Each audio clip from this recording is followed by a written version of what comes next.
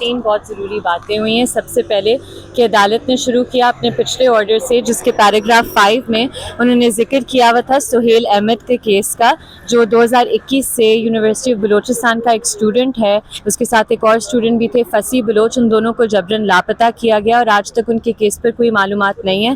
اس پر attorney general صاحب نے شروع ہوتے ہی کورٹ سے معذرت کی. انہیں آئی تھنک آرڈر لیٹ ملا تھا، تو وہ یہی بات کر رہے تھے کہ اب ہم یہ جو ساری معلومات ہے 14 جون کو دیں گے عدالت کے سامنے.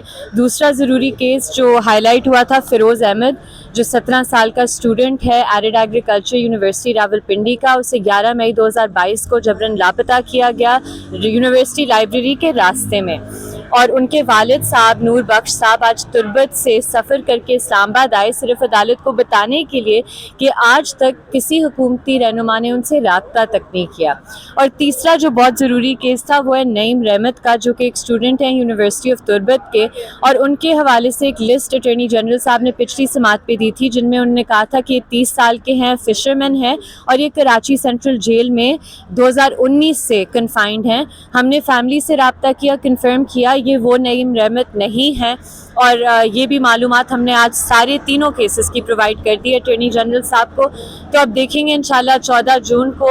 ہمیں بہت امید ہے کہ اسپیشلی ان 3 کیسز پر ہمیں معلومات دی جائے گی. میم ایک اور کافی بڑا کیس آپ کا چل رہا ہے یہاں پہ، فرحاد جو بھی شہر ہیں ان کا کیس چل رہا ہے.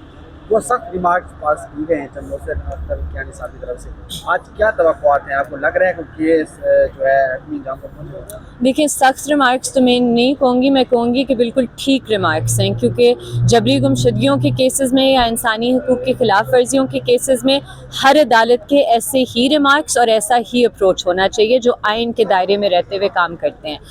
اور مجھے بہت امید ہے کہ فرحاد کو جلد سے جلد بازیاب کیا جائے گا، اور مجھے اس سے زیادہ امید ہے کہ جو پاکستان کے شہری ہیں وہ ہر لاپتہ شخص کے لیے اپنی آواز بلند کریں گے، کیونکہ آج احمد فرحاد ہے یا فیروز بلوچ ہے، کل ہم میں سے کوئی بھی ہو سکتا ہے، اور ہمارے لیے پھر بات کرنے کے لیے کوئی نہیں رہ جائے گا.